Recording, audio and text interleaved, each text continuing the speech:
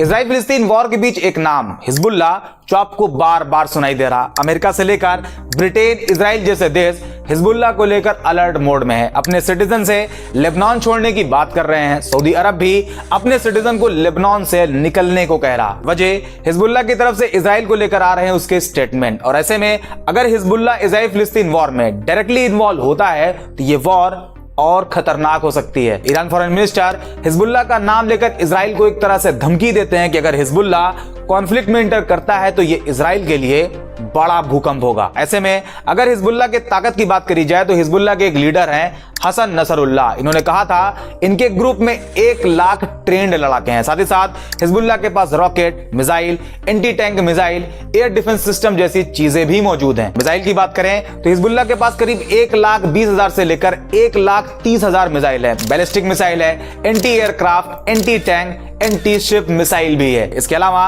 Hezbollah के पास hypersonic missile है जिसका नाम है फतह, जो कि 250 से 300 किलोमीटर रेंज को कवर कर सकती है और पूरा का पूरा इजराइल हिजबुल्ला के मिसाइल फतह के रेंज में आता है। हिजबुल्ला इजराइल के किसी भी हिस्से पर अटैक करने में कैपेबल है। रॉकेट की बात करें तो हिजबुल्ला के पास 1,50,000 के करीब रॉकेट है। और सबसे अहम चीज, हिजबुल्ला अपना सबसे बड़ा दुश्मन इजराइल को मानता है और उसका एम इजराइल को खत्म करना है। ऐसे में यह समझना बड़ा इंटरेस्टिंग हो जाता है कि हिजबुल्ला क्या है, इसकी ताकत के पीछे की कहानी क्या है और कैसे हिजबुल्ला इजराइल के लिए एक चैलेंज बन सकता है। समझते हैं आज के वीडियो में।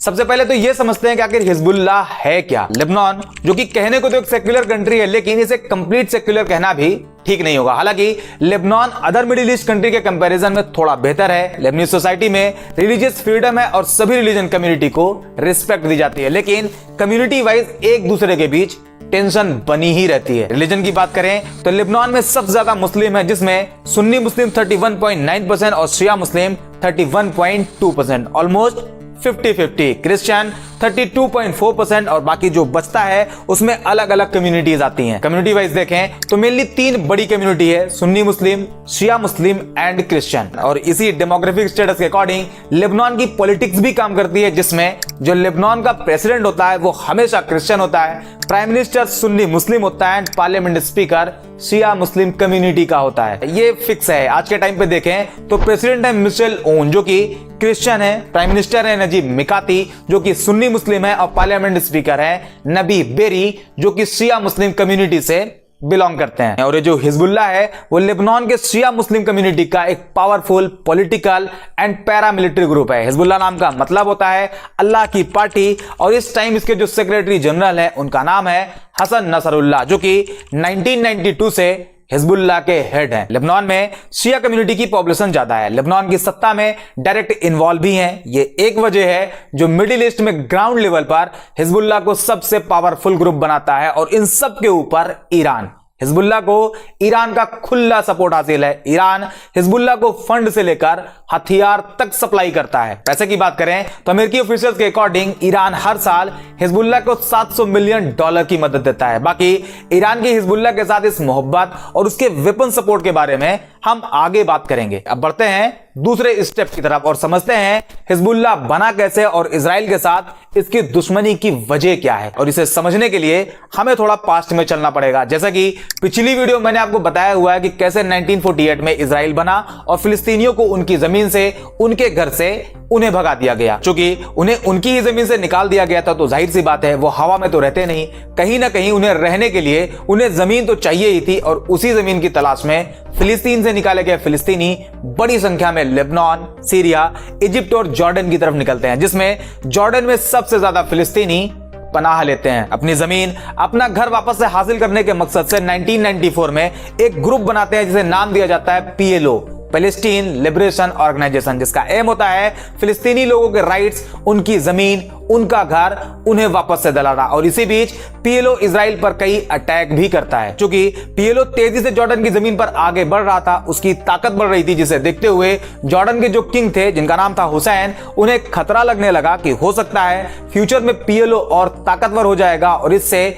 उनकी सत्ता को खतरा हो सकता है। और इसी खतरे को देखते हुए सितंबर 1970 में जॉर्डन गवर्नमेंट और PLO के बीच एक भिड़ंत होती है, जिसे जॉर्डेनियन रेवोल्यूशन या सितंबर रेवोल्यूशन या फिर ब्लैक सितंबर भी कहा जाता है। और इस भिड़ंत में हजारों फिलिस्तीनी की मौत होती है और फिलिस्तीनियों को जॉर्डन से भी निकाल दिया जाता है। लेकिन अभी भी वो हवा या आसमान में तो रहेंगे नहीं, रहने के लिए जमीन तो चाहिए। और अब जॉर्डन से निकाले गए फिलिस्तीनी नए घर की तलाश में लेबनान पहुंचते हैं। साथ ही साथ जॉर्डन में बना पीएलओ का हेड ऑफिस भी अब लेबनान की जमीन से ऑपरेट होने लगता है। 1970 डिकेड में पीएलओ लेबनान की जमीन से इजराइल पर एक के बाद एक हमले करता है और इस हमले के जवाब में इजराइल 1982 में लेबनान पर अटैक कर देता है, जिसे फर्स्ट लेबनान वॉर भी कहा जाता है। और इजराइल लेबनान के साउथ रीजन और लेबनान की राजधानी बैरूत को अपने कंट्रोल में ले लेता है। अब तक हिजबुल्लाह का कोई नामो निशान भी मौजूद नहीं होता है। हालांकि लेबनान पर इजराइल का अटैक पीएलओ के खिलाफ होता है। पीएलओ को खत्म करने के मकसद से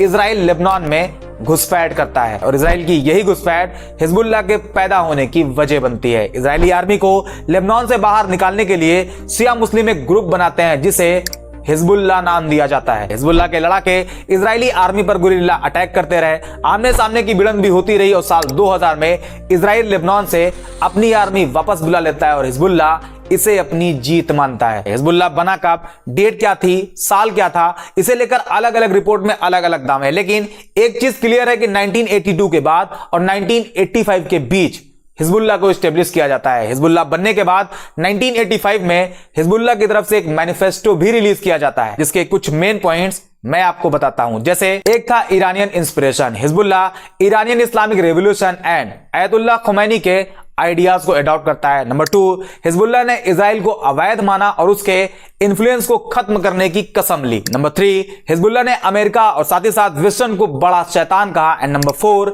हिजबुल्लाह ने सुन्नी मुस्लिम के अगेंस्ट कॉन्फ्लिक्ट के खिलाफ बात कही और इस्लामिक यूनिटी पर जोर दिया। इन सभी मेन पॉइंट्स में एक था इजराइल को खत्म करना और इसी पॉइंट को फॉलो करते हुए 12 जुलाई 2006 में हिजबुल्लाह इजराइल बॉर्डर को क्रॉस करता है और 2 इजराइल सोल्जर्स को किडनैप कर लेता है। जवाब में इजराइल लेबनान पर हमले शुरू कर देता है और 34 दिन तक इजराइल और हिजबुल्लाह के बीच हमले चलते रहे और 34 दिन बाद 14 अगस्त 2006 को यूनाइटेड नेशन के प्रस्ताव के बाद हिजबुल्लाह और इजराइल के बीच ये जंग भी रुक जाती है। लेकिन अभी भी हिजबुल्लाह के लिए उसका सबसे बड़ा दुश्मन इजराइल ही बना रहा और आज भी हिजबुल्लाह इजराइल को अपना सबसे बड़ा दुश्मन मानता है और इस टाइम हिजबुल्लाह कई देशों की आर्म्ड पावर के आगे कहीं ज्यादा मजबूत है और इसकी वजह है ईरान और सीरिया का हिजबुल्लाह को खुला सपोर्ट। अब आते हैं इस वीडियो के सबसे इंटरेस्टिंग पार्ट की तरफ और समझते हैं आखिर ईरान हिजबुल्लाह को सपोर्ट क्यों देता है। लेकिन उससे पहले यह भी समझना जरूरी है कि इजराइल और ईरान के बीच उनके रिश्तों की कड़वाहट की